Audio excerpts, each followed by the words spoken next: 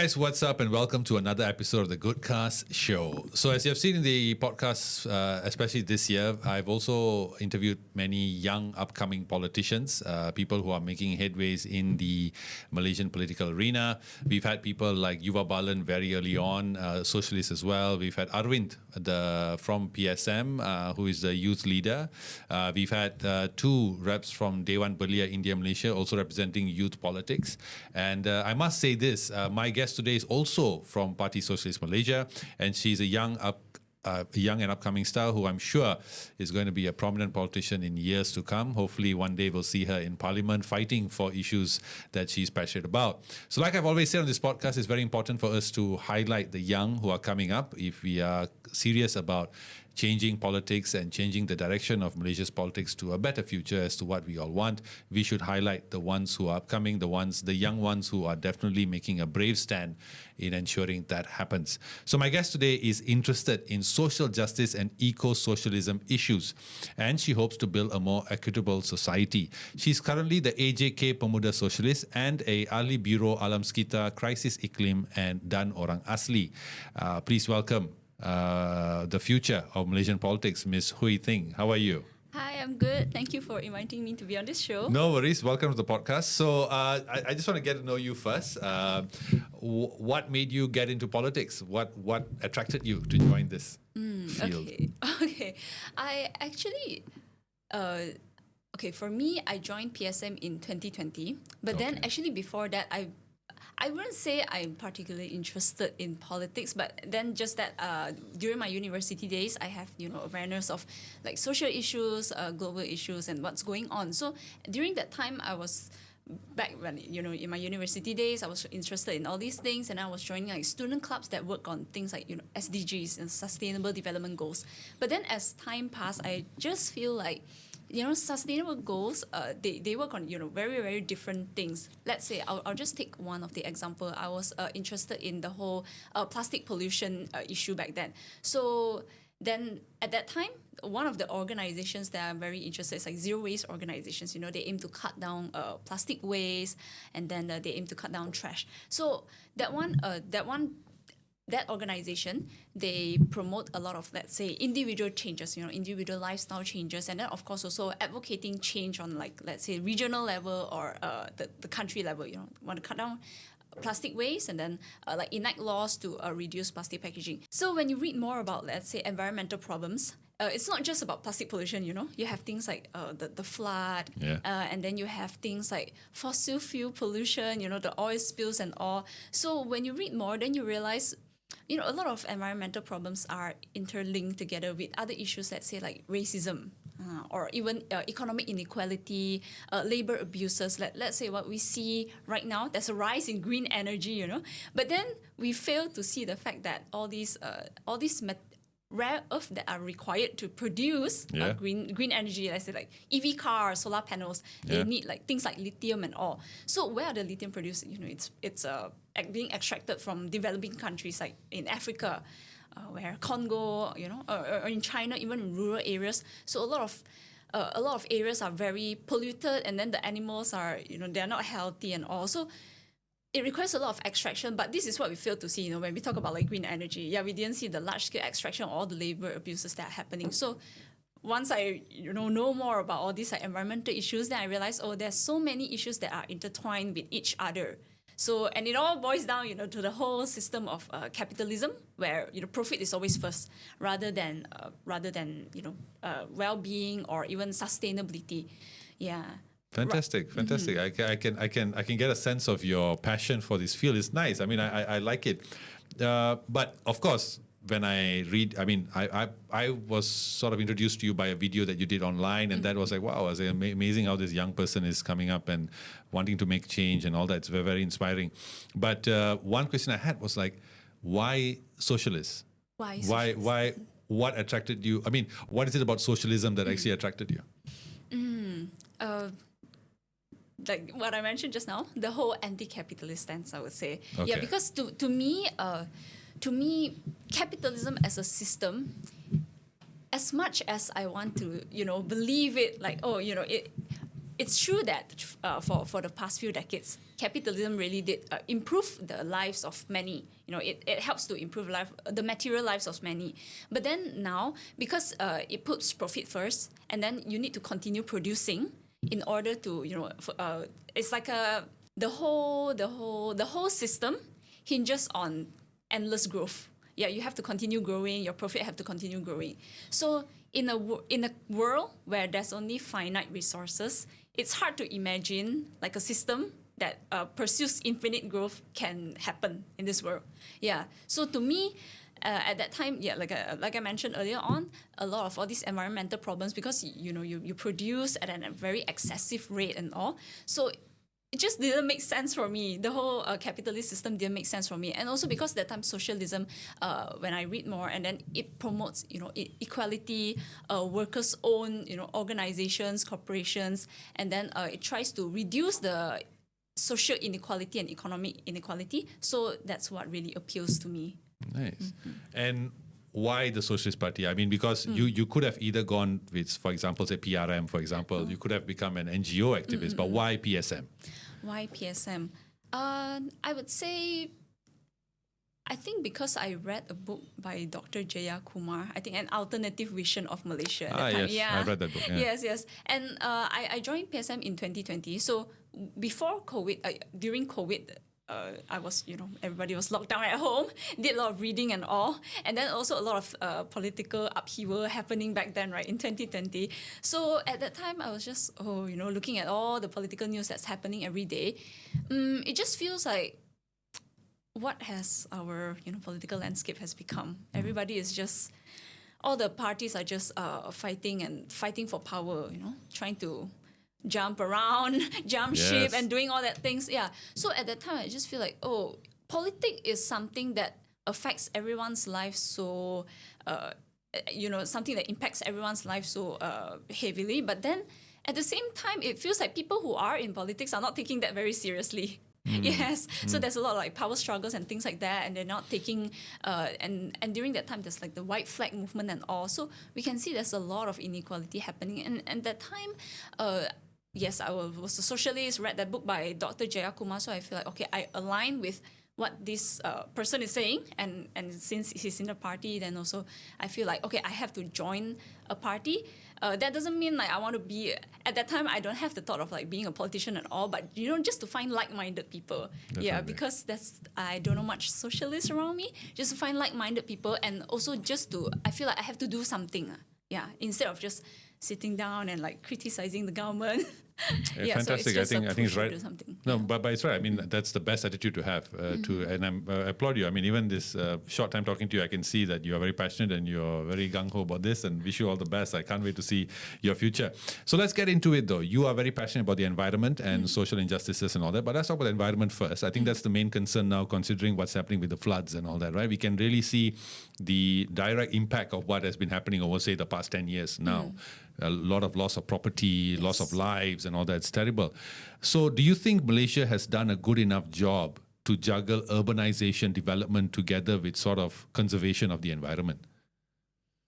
I would say moderate. Yeah, because, I would say there are initiatives from the government that aims to, conserve the environment and all that. I think in the budget there are some funds that are being allocated for, let's say, ecological fiscal transfer. There are some funds that is being allocated for flood mitigation and all. But it's still not enough because we didn't tackle it at the source. Yes, we didn't tackle it at the source. Let's say, if we were to talk about flood mitigation, yes, we're gonna build, like the tembok and all. But then we didn't solve things like, let's say, public transportation. Yeah, we forgot to see the basic things that will affect our lives directly. Let's say public transportation is because in Malaysia, especially in urban areas, cars, diesel cars and all, that's one of the biggest source of carbon output. Yeah, and we fail to see that, but we focus on, more band-aid solutions only. So I think in order to overcome all these like flood issues and all, yes, we need to stop deforestation, and then also we need to get go back to the basics, like public transportation. We need to make sure people have like public housing and all. Do you think that the floods now that we are seeing, say, for example, in Kelantan and Selangor, I mean, these are places that are going to be hit very badly by the floods, based on what has been mentioned by Malaysia and JPS and all that. But is it a direct cause of, say, uncontrolled development? Because for me, as a normal citizen, as a layman, and this is not backed by any research, it's just my personal opinion, sometimes when I drive around and there's a heavy downpour, I notice that places where you see, condos coming up, that's where you see all the floods happening. Yes. So is there a direct correlation with this? Yes, definitely. Yeah, because in Kelantan and in rural areas, there's a lot of deforestation that's happening. So yes, there's definitely a correlation between, development and also the flood. Because a lot of people will say like, oh, the floods are seasonal, and yeah, it's true, it's seasonal. But then what we can see from throughout the past few decades is that the floods have actually worsened in terms of its impact and scale. Let's say if you were to compare 30 years ago, maybe the floods, it's just, it will only rise in a few days and then it will surut back in a few days, yeah. So, but for now, things happen very fast. There are flash floods that can happen within a day, and you can even lose your home. Your entire home will be like swept away by the flood in just a few days. So what we can see is that the intensity of the floods have worsened, and it's because of what? It's because of course, deforestation, a lot of development that's going on in the forest, like Gua Musang and all. So in Gua Musang, there are definitely a lot of like plantations going on, plantations, and then also mining activities, something upcoming, yeah. So we can see in the recent Malaysia Kini report, there's something going on in Kampung Kelait, in Kelantan. Yeah, orang aslis over there they consume the water and they get like lead poisoning. Yeah, so this is also an effect of the mining activities that's going on there. So because for now, mining is one of the activity that is we have to do to produce things that needed for green energy, those rare earth elements. We have to extract rare earth elements to produce EV batteries and all that's needed for green energy. But then once again, we didn't solve the whole extraction problem. Yeah, it's like we have to keep on extracting rare earth to produce green energy, but we fail to respect. Once again, we fail to respect the indigenous communities that are over there. How are they impacted by all this? Okay, one is being... sorry, I'm not sorry to interrupt, but because I'm referring to, I saw this piece online. I can't remember where I saw it, but it was a video. It was like on the nomadic Penan tribes, and how they were talking about how they are sort of losing their space they have to actually travel and all that thanks to all this uncontrolled deforestation. So how are they really being affected by this? Okay, so the Penan tribe, right? Okay, so how they are being affected is that one, their food supply, because they are nomadic, right? And they practice something called like shifting agriculture. Yeah. So let's say nomadic Penang tribe, they will settle down at a place for maybe like a few months to 1 year, and then they will plant their plantations over there. So the Orang Aslis and Orang Asal worldview is that they live in balance with nature. But for us, let's say the urban people, we see nature as something that we extract and like take resources from. Yeah, but Orang Asli, they feel that nature is something that fits them, they rely on each other for survival. Yeah, so we have very different worldview, and I think the indigenous communities, this worldview is something that aligns with socialism values very much. It's like live in balance with nature and all. Yeah, so what they practice is like shifting cultivation. They will settle in one place and then perhaps for a few months or 1 year, and then they will plant their crops and grow their stuff and all. So after maybe a few months after they harvest their crops, they'll move to another place. It's because they want to allow the soil to regenerate. Okay, because let's say if you plant something on one soil, right, and then you have to plant different crops, like not just monoculture, but like horticulture and all. Yeah, in order for the soil to generate the nutrients and then for the soil to replenish and all. So after they finish planting, then they will move to other places, and then where they let the soil rest and then regenerate and all. So this is very aligned with their worldview of living in balance with nature. But for us, take commercial farming as an example. We just burn and slash large areas of lands, let's say like Kelapa Sawit and all. Yeah, we just burn everything and then we grow monoculture plantations, and then it requires a lot of fertilizer and all. So over time, the soil will just degrade. Yes, and then when you pump in fertilizers and all, once it rains, the fertilizers and all the chemicals will just flow into the river. So once your rivers will be polluted, and then when your river is polluted, so the orang asli that are living around that area, they will drink the water, they will consume whatever that's grown from the soil. So and then all the chemical will be inside there. Yeah, so this is not good for their health, their well-being. And then next is also because corporations, they come in and buy up lands to build all these things, right? So of course they will be displaced. So once they are displaced, then sometimes the government will offer them house and some money to settle down. But this is not their lifestyle. They're being forced to live a life that is not aligned with their culture. It's lifestyle. like asking a person who's from the Bajau tribe to come, let's live inland. Yeah, it doesn't make sense. That's not their way. Yeah, that's not their way. That's true. And then also this sort of destroys their culture. And then also because they have ancestral graves that are built that are around the forest and all. And then because when it comes to ancestral graves, like these corporations, they don't know. They do not. They don't know which is the ancestral grave and all, and then they do not respect also. They just, like destroy everything, build a dam and all. So this affects them culturally, and also in terms of their well-being, their health and all.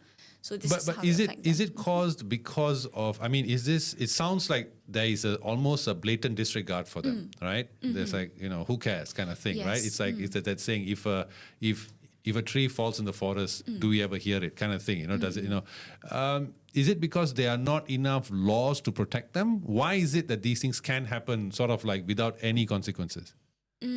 Okay. So for the Penang tribe, I think one of the... Or any Orang Asli tribe, yeah. Okay. For, I guess, indigenous people in the world, right? I just want to refer something that I read from Bruno Mansers. Yeah, he used to be he was an activist like with the Penang tribes that are living in like Sarawak and all, right?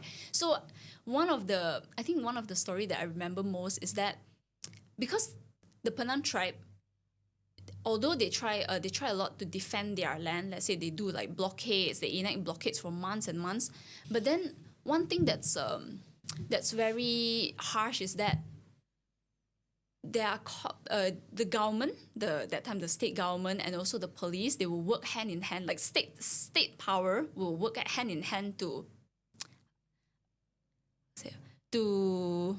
go against like all these Penang tribes. So because you have state power, you have the cops, you have money. You're being backed by huge capital and corporations. Yeah. So the Penang people, they were left in very helpless situation. Yeah, they only have they themselves to rely on.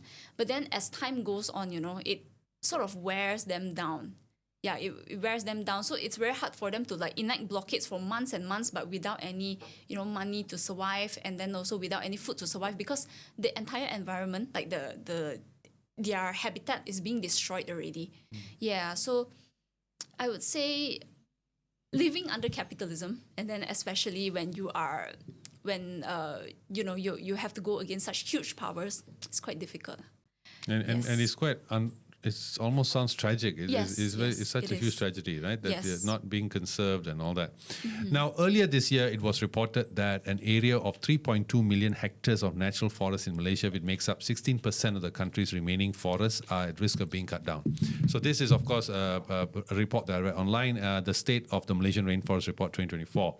In which it was done by the watchdog Rimba Watch, which revealed that of the total area, 2.4 million hectares are in forest reserves turned into timber plantations. I was surprised that forest reserves even could be turned into timber plantations. Thus, it sort of negates the term forest reserves, right? So Adam Farhan, who is a Rimba Watch co-founder and director, said if deforestation happens, Malaysia's forest cover will drop below 50% of the country's landmass, breaking the government's promise to maintain at least that threshold as forested areas. So just from your perspective and your knowledge, why is it that this threshold of 15% is important to maintain? Okay. I think for this whole forested areas, right, it is important to maintain because once again, forest is very important for the survival of humans. Uh, whether it's from the biodiversity aspect, or even from in terms of like biodiversity, of course, 50% is very important. And then also because forest acts as a water catchment, for, let's say, rain and all, so it helps to avoid floods. Yeah, because water catchment area. Okay. Yeah, it helps to hold the land, and then so that flash floods, like just now when we mentioned with Kelantan floods, it won't happen at such a huge scale. Okay. Yeah.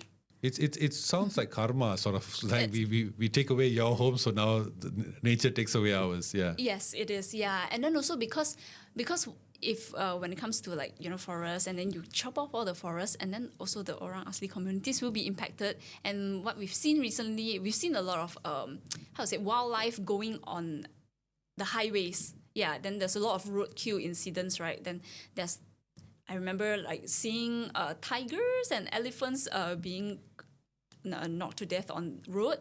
So this is also very important because we want to ensure that the wildlife has their own habitat, and then they don't come out and endanger the orang asli communities, or even humans that are living outside of the forest. And also one thing is that zoonotic diseases is actually also linked to forest covers. And Sorry, what is that? Zoonotic diseases. Yeah, zoonotic diseases is like, let's say, things like COVID, zoonotic diseases. And then we used to have this like Nipah disease back in the 90s or 80s, right? That, yeah. So it's actually linked to that, and it's also something that not many people know.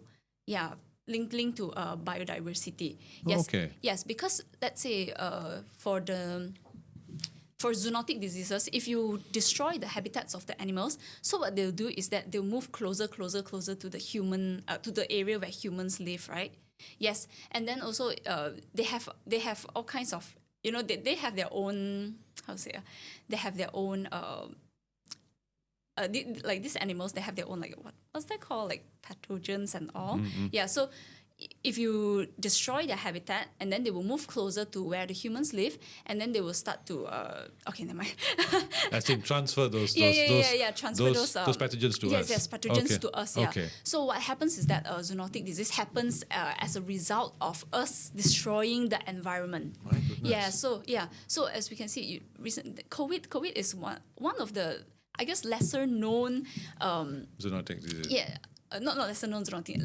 One of the lesser known factors of why things like a lot of like diseases happen recently, like bird flu, COVID, and all. So this is also a direct factor of us destroying the environment. Yeah. Wow. Instead of just Interesting. Yeah. So wow. Okay, I did not know that. Okay, I just thought it was a plague that came out of China or something. I didn't know a pandemic. Yeah. Yes. Yes. In the media, people talk about it as like a plague coming out from China. But we can see even a few years back then, there's things like SARS, bird flu, and all. So these are also a direct consequence of us destroying the environment, like destroying forests and all. Is it? I could be wrong, but I have read somewhere that some locations, some states in Malaysia are at risk of losing their forests entirely because of timber activities. Activities, dam building, and all that kind of things. Is that true? I don't have the numbers with me, but then yes, there are some states that are rapidly losing forest cover for sure because of all these activities. Yes. And what happens when a state, for example, loses their forests entirely? Yes, state government has a lot of power over what their forest resources can be used. And one thing that I've read in the environmental news portal Macaranga is that they mentioned that because a lot of states, they do not have a lot of economic activities that's going on in the state. Let's say, not unlike KL or Selangor, they're more where diverse. we have a lot of other economic activities, so we don't have to rely as much as, let's say, the other states on forests or natural resources extraction. So a lot of other rural states, they will turn to, let's say, mining or deforestation to generate revenue, to generate state revenue. Yes, it's important, but then at the same time, it's because there is so lack of economic activities over there, right? So sometimes I also do wonder, does the state government has any plans, other than extracting forest resources and all, to improve the economic activity over there? Yeah, Okay. just something, just putting that out, like, would they have plans to, let's say, rejuvenate the economic activities and all, or is it just they have to rely particularly only on forest resources extraction? Yes, Definitely.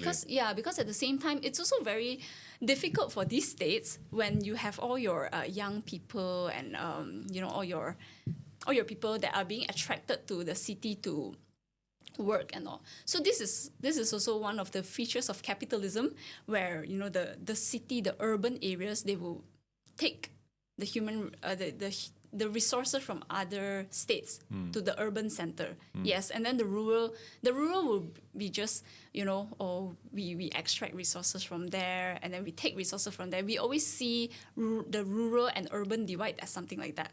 So that means you're saying that the urbanization process also Yes. contributes to the rural areas losing their jungles, which is, wow, okay, that's interesting. Yes. Now, earlier this year, the EU Commissioner of Environment and Fisheries has commended Malaysia's efforts to bring deforestation levels down to an unprecedented low, was the term that he used. Do you think that enough is being done to curb the whole, all this deforestation that's happening? Okay, from the government side, they did propose some initiative, like, let's say they propose something called ecological fiscal transfer, or they put funds for states to protect their natural resources. But I think it's still not enough, because especially with mining activities. So in this year, there are a lot of Menteri Besar that propose mining activities to be done in, let's say, states like Kelantan, Pahang. They're all very interested in doing more mining, because the rising demand for green energy. So, and then also the government did propose a new mining method called in situ mining, which means it's compared to traditional mining, where you have to clear the land and then build huge infrastructures.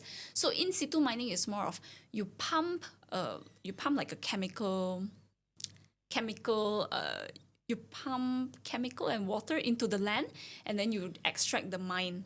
Yeah, and then you extract the rare earth elements, sorry. Okay. Yeah, so it's a different method from the traditional mining method. Yes, but the whole idea is That something would like sound safer for the environment. on paper, it does sound safer, because they said it requires less clearing of forests, and then less trees are needed to chop down to make way for all these things. But then they didn't. But then once again, when you pump chemicals into the soil, the soil will the chemical and the leachates, it will leach into the soil, and then once again it will pollute the river also.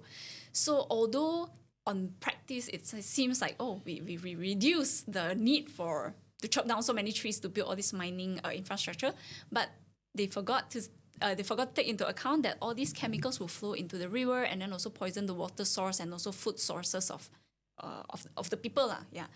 And also, it's because in situ mining, the mining in Malaysia, when we said like, rare earth elements can generate a lot of revenue, right? They always like put out big numbers, but these big numbers are actually, okay, maybe I would say debatable, because what Malaysia, right? Malaysia, we only have the capacity to do very basic extraction.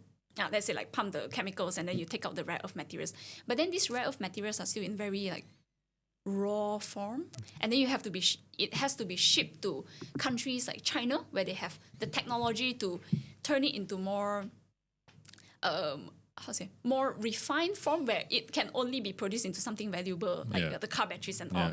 So we are actually extracting a very raw and very like unpolished form of the rare earth. So then it's not worth it, is because the economic revenue that we generate is not that huge actually. Because we only extract this very raw form, and we don't have the technological the technology to turn these things into very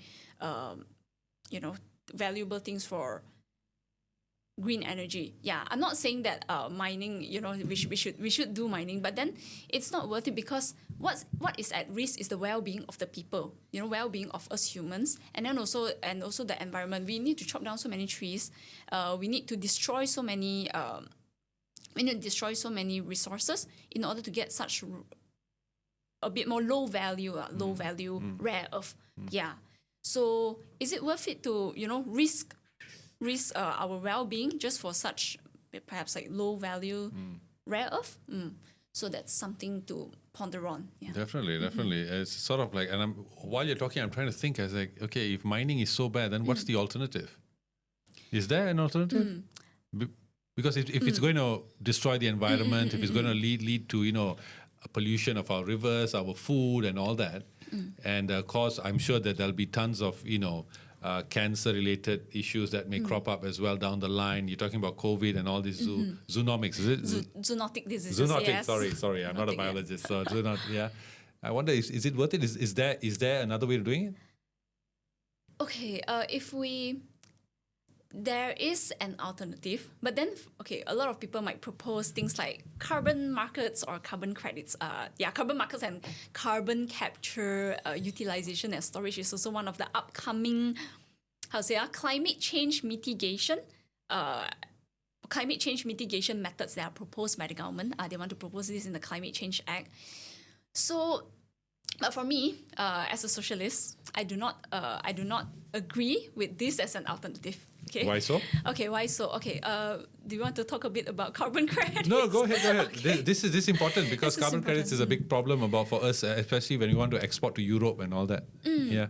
Okay, so how carbon credit works is that let's just take this recent news in Borneo, in Sabah, where about, I think, 2 million hectares of forests are being sold for carbon credits without the knowledge of the indigenous communities there.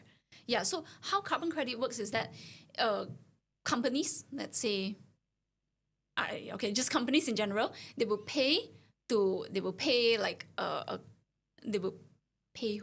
Okay, they will sort of like buy forests. They will buy up forests, and then this gives them like like a cap to emit carbon.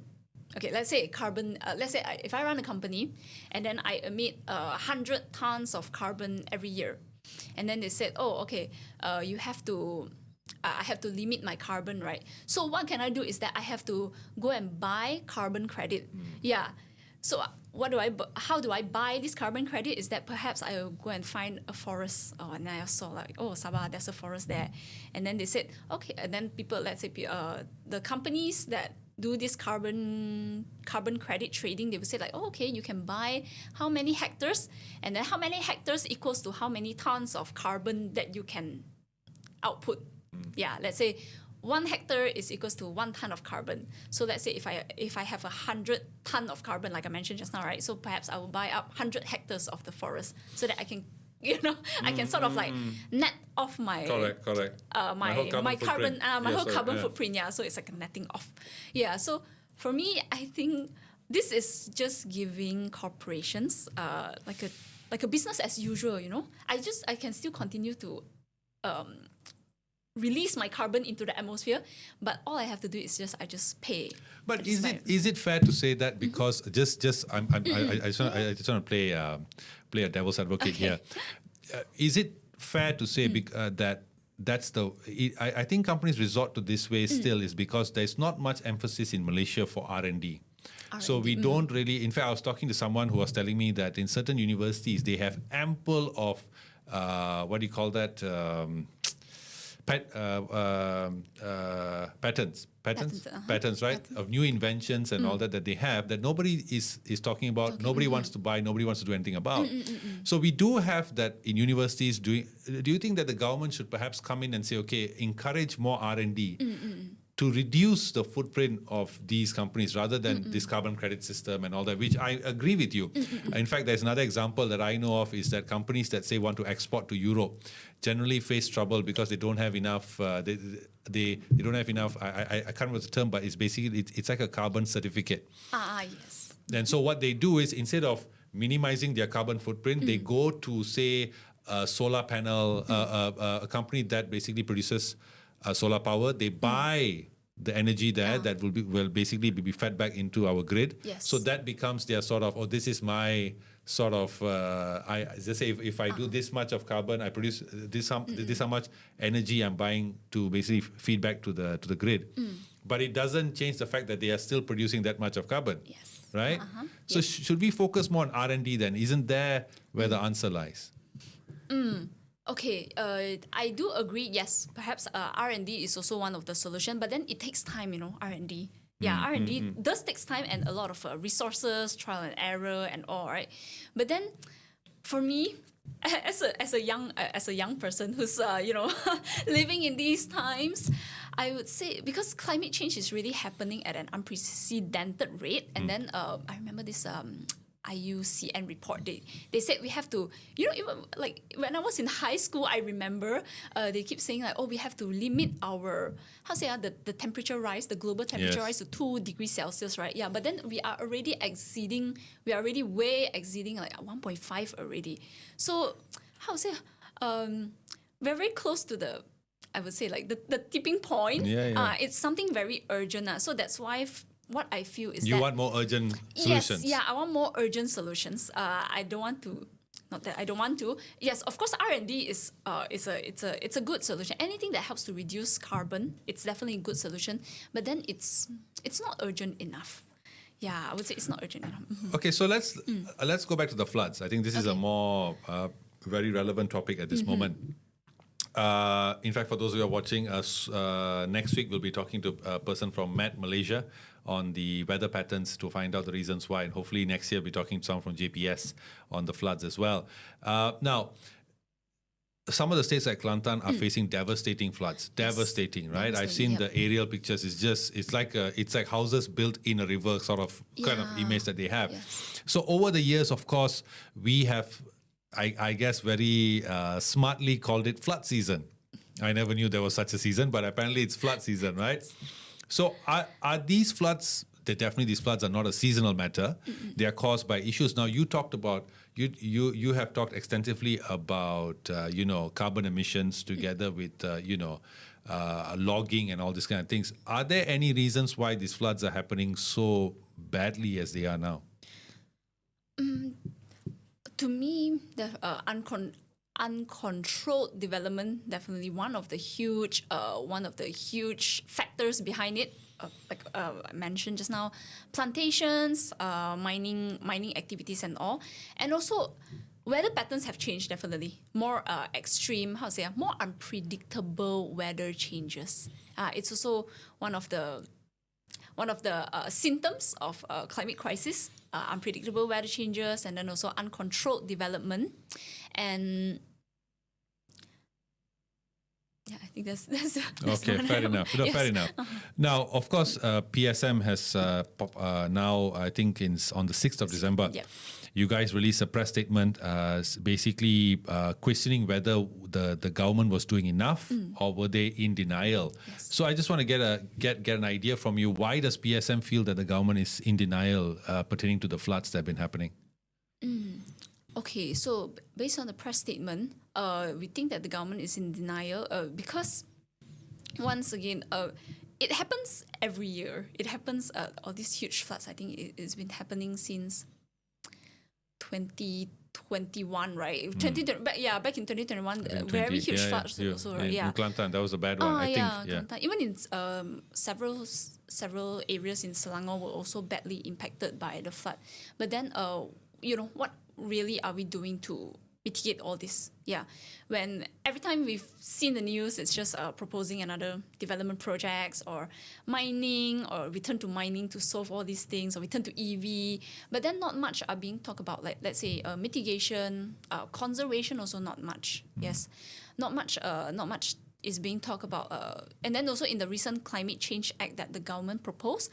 So recently they've opened it like for public feedback on the Climate Change Act. So a lot of like NGOs and including PSM also, we've taken a look at the whole Climate Change Act, like a very brief draft. A lot of things in the Climate Change Act that were mentioned is also talking about, carbon credits, carbon capture, utilization, and storage.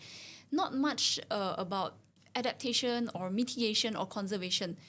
So I think that document is about 20 pages, but about 70% of it is talking about carbon credits and all. So we definitely think that's not that it's not feasible. Yeah, that's not a very feasible ways to mitigate the climate crisis. Yes. Now, of course, in Malaysia, we see a growing EV market. Yes. With more players coming in, especially China is coming in very strongly in the EV industry. Do you think EV cars are better for the environment? Do I think EV cars are my answer is no. Yeah, my answer is no. Okay, one thing is that because EV cars, electric, right? They use electric, and then so a lot of electric in Malaysia is still primarily being generated by coal. Fossil fuel. Fossil fuel coal. So at the very source, how it's generated is not very good for the environment really, because you have to burn the coal and all. And then also secondly, I think EV is it's an individual solution. Let's say the solution to solve climate crisis is being individualized. Like we individuals have to take up the responsibility to solve climate change. Yeah, when the government could have proposed better solutions like improve public transport or improve public infrastructure. And the third thing also, I think EV it's not good for the climate and also not good for Malaysia in general, is because it will only widen the economic inequality. How so? Okay, so from what we've seen, I think in the recent budget, or is it last year? Yeah, so basically for EV owners, right, you have rebates and there are incentives that are being offered, right, to own an EV car. And then there are also like tax rebates and things like that. Yes, I couldn't remember the specifics, but yes, the government did encourage people to use EV, right? But if we take a look at the prices of EV as compared to, let's say, like a normal diesel car, the prices of EV are quite expensive. Yes, much more. I noticed that. Mm-hmm. So definitely only people who has high income can only afford to buy EV. And these people already they have huge incomes. They are definitely more comfortable than perhaps the B40 or the M40 group. But they still get to enjoy all these tax rebates, incentive and all. So it will definitely widen the inequality. It's because the B40 and M40, we know Malaysia is a very car-centric society, right? So a lot of people were forced to buy cars and forced to own private vehicles to go to work or run their daily errands. So when you give the EV, when you give the more well-off people, like the tax rebates and all, they will definitely buy more cars, then they can own more. But then the B40 and M40, they don't have that much means to own EV, so they will just continue driving a diesel car. So this will widen the inequality, because the rich ones get to, they get to like, oh, I can buy EV, I can continue do what I want. But how about the B40 and M40? So we think the solution is definitely to improve like public transportation, so that we can reduce the economic inequality, because owning cars does really take out a significant chunk of your income. Yes, so and what we want to do is to make sure that the B40 and the M40 communities, they don't have to take out a lot of their incomes to buy cars and buy all these things. Yes, like private vehicles. No, I agree with you. I completely agree, because what I cannot understand about the EV industry is I've seen pictures of these cobalt mines. In Congo, it's devastating, man. Yes, it is. It's like it looks like a meteor just crashed on Earth, and that's the crater, right? It's really crazy, but people still buy it because I think they are wrapped up in the whole feel-good factor. Oh, I drive a Tesla. Oh, I'm doing something good for the world and all that. But actually, I think you're causing more damage than you are, right? I mean, yeah. Yes, it is. And even in Congo, there are allegations of child abuses, because it's a developing country, and then a lot of people survive only on a few dollars a day, right? Yeah. So a lot of child abuse, a lot of labor abuses that are happening. So yes, definitely. When I think the transition to green energy, right?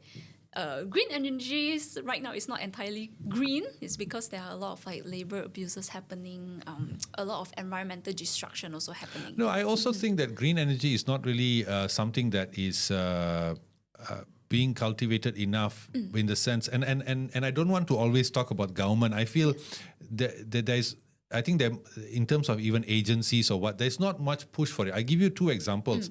I don't know whether you remember back when, I think this was maybe, I can't remember, maybe 10 years ago, I can't remember, but there was a push to set up this energy plant that would generate electricity by burning garbage. Oh, like the waste to energy So incinerators. Is so it? these are very common in Japan. Yes. In I think Sweden, if I'm not mistaken, they don't have garbage. They have to import garbage just to fuel these plants. But Malaysians were very against it. Because apparently about pollution, and they wanted to do it in Broga, if I'm not mistaken. So they felt that the pollution and all these kind of things. And what I was told from people who were close to the project was that the technology was actually very good. Okay. And our neighbors do it. Right, but it's so. And then, like for example, like in early this year, I was exposed to the biomass industry, and when I meet all these guys who have biomass plants, they talk about just the high cost of bringing these, the fuel for the plants, which sort of makes the business not profitable. So I think we should focus on that biomass plants, because like you talk about plantation, right? I come from the plantation, so I know, every time when there is when you have these replanting, the trees are chopped. But yeah, the trees are chopped, but the trees can be used to generate fuel. So I don't think we are really, I would say that we know the problems, but I don't think we are pushing in the right directions, I feel. What's your opinion about Malaysia's entrance into green energy? Okay, so what's my opinion on Malaysia's entrance into green energy? Okay, so far the government has been proposing things like the waste to energy incinerator, right? Okay, so me personally, I'm not from a very science background. So for me, I don't know much about, let's say, how green energy, like what kinds of the infrastructure that are used for green energy. Okay, but for me, I would say the waste to energy incinerator, right? I have some opinions on that. Please. Okay. Go ahead. Okay, so you mentioned that the waste to energy incinerator is being proposed as one of the the green Back energy. then, now no more. They scrapped the idea already. Yeah. But I think there are still ideas to bring it, right? Okay. Like Batu Arang. There is it? Yeah, Okay, I was unaware. Yeah. I was unaware. Yeah. Yeah, there is. So, and even in this year, there are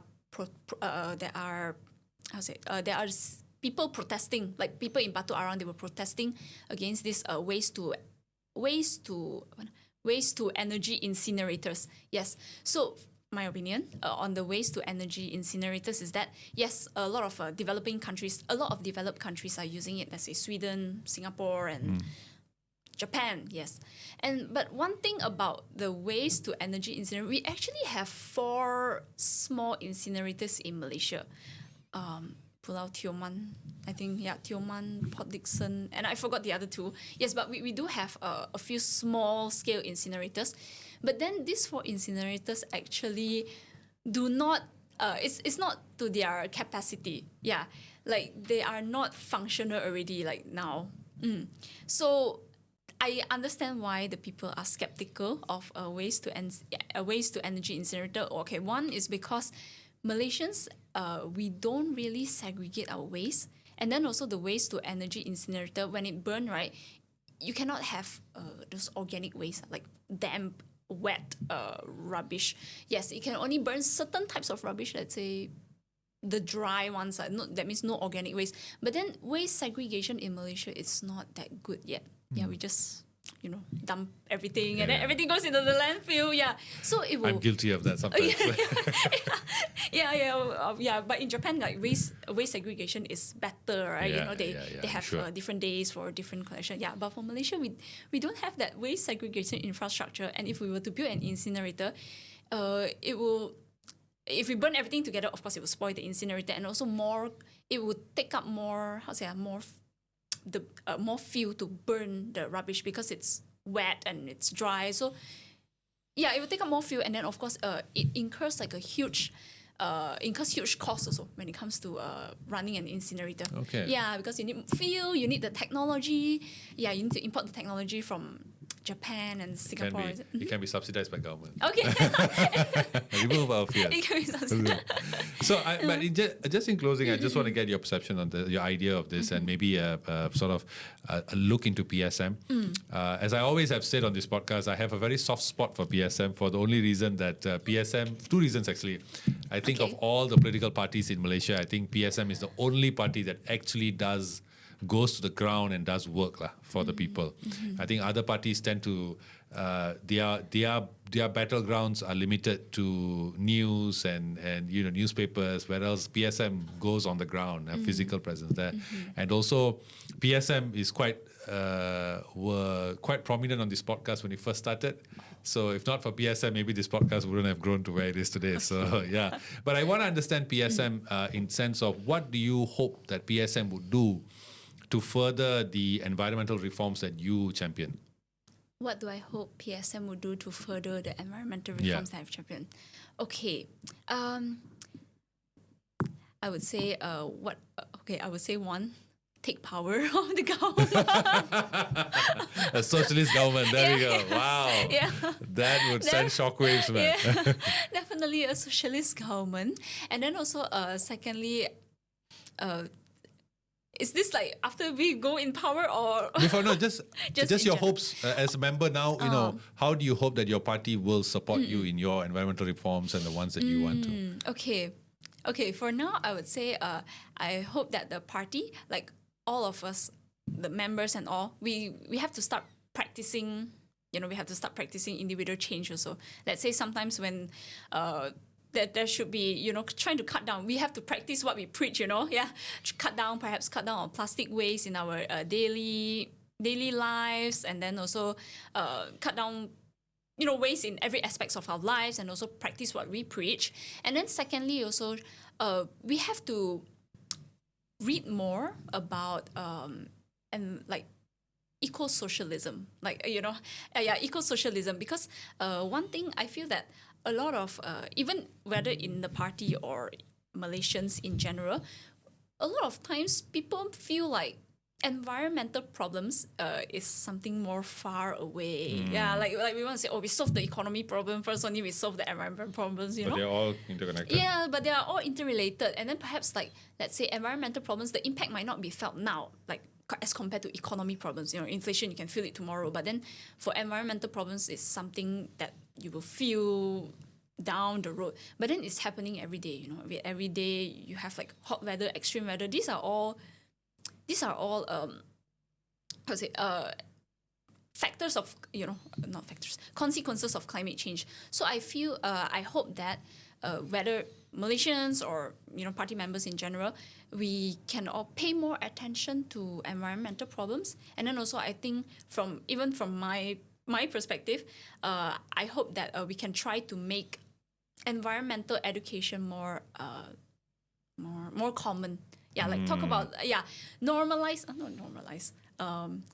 Make talk about environment more frequently. Whether Definitely. let's say Especially the impact and what's happening. Yeah, because we don't know. Yeah, even for now, not many political parties talk a lot about environmental problems. I think because it's not a sexy problem to talk about. Yeah, especially in Parliament, true. right? It doesn't really get the flow. Like whenever people were to hear, it's different if you talk about race or religion, which is the general, the most common used topic. Then it gets the mileage, right? But if I talk about environment conservation, I don't think it'll get the reach. Yeah, so I guess I hope what PSM and what I have to do is also to make it more relevant to everyday's to people's lives. Like when you talk about inflation or food, inflation in food prices. Security, You have to talk about food insecurity. You have to talk about how floods are destroying our crops, how this extreme weather pattern changes is affecting the crops in Kedah, and then. And how we are so reliant on import of food because we chop off everything just to plant palm oil and all. And also, the whole palm oil thing is also another topic. Like, we are so tied with the global capitalist system, and then developing countries, most of the time, they have to rely on producing all these like commodities to fulfill the global capitalist operations. Yeah, because when it comes to like the whole system, right, developing countries are actually paid very little for whatever they are produced. Let's say if we were to produce a furniture, they take the Meranti wood from Malaysia, but then our resources are being shipped to overseas to process, to turn it into something nice. Yeah, the chair gets sold for perhaps $300 in Europe, but very little goes back to the country, like the country where we produce the trees and the timber and all. Yes, and then who is being affected the most? Of course, the developing countries also. Yeah, so there's this global inequality that we have to tackle. Yeah, we have to know. We have to be aware also the global inequality between like the developed countries and also the developing countries.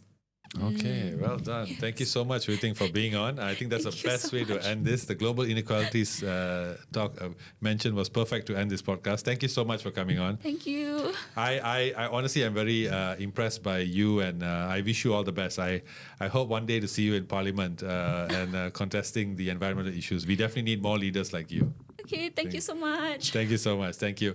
So that's all we have today, folks. As always, it was Huei Ting from PSM. We'll be sharing all her links in the videos we post. So please follow her, support her growth in politics. And she represents a new kind of politician who loves talking about the environment. It's something that we all need to talk about way more as it's integrated to our daily lives and really impacts how we live and our future for not just us, our children and their children, and the list goes on. So please share your likes. Please share your comments. Like and subscribe to this video, and we will see you soon. Next up, we have former Sabah Chief Minister coming on to discuss about why SAPP left Perikatan Nasional. We'll see you soon. Bye.